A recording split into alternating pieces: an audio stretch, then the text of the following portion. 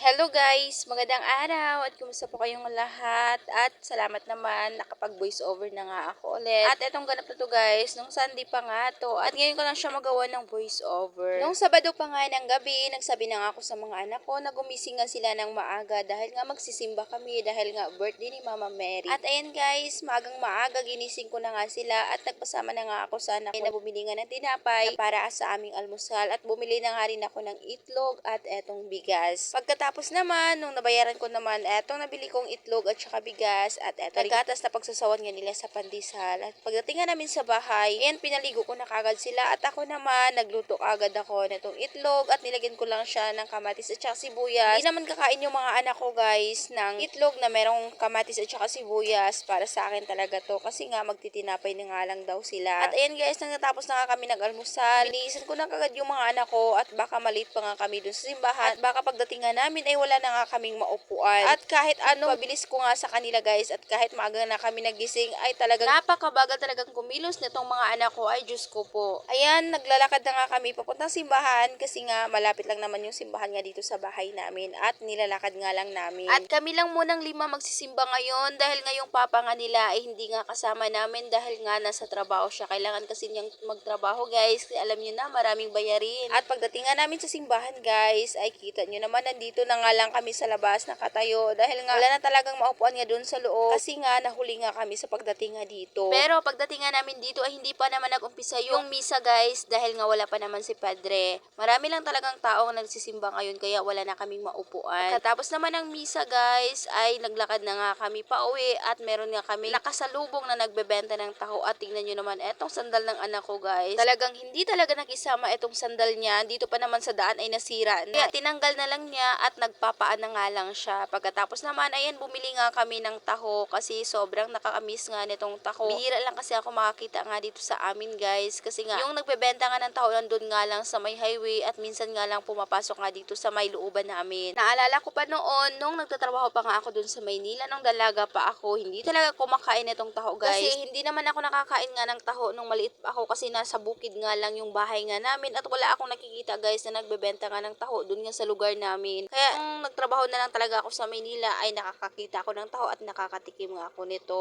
At fast forward naman guys, kinabukasan nga to, Lunes ng umaga, ayan guys, nakapasok pa nga to itong anak ko sa school pero bandang tanghali ay umuwi nga siya sa bahay dahil nilalagnat na nga siya at sobrang taas nga ng lagnat niya guys kasi tinetemp ko siya ay 39.8 kaya natatakot ako kaya lagi ko siyang pinupunasan. Ewan ko ba dito sa dalawa kong anak guys, nung nakaraan din, nung kalalabas nga lang namin sa ospital, paglabas nga namin ay nilalagnat nga din to siya. At ngayon naman, paglabas nga namin ng ospital ng kapatid niya, ay ito na naman, nilalagnat na naman siya. Ay naku, Diyos ko Lord, lagi na lang ganito, sobrang hirap din, sobrang hirap talaga kapag ganito. Pero sa akin, di bali nang mahirap ka nga sa buhay, importante makakain nga ng 3 beses sa isang araw, basta malusog lang yung buong pamilya mo, wala nga lang sakit, yan talaga guys, yan lang talaga, simple lang talaga yung gusto ko nga sa buhay. Pero ganun talaga, hindi talaga natin may iwasan nga ng ganito. At nung umabot na nga ng 3 araw yung lagnat niya at wala talagang hupas, kaya nagpakuha na nga ako sa asawa ko etong dahon ng papaya guys kasi mabisa nga din daw to panglaban nga sa sakit na dengue.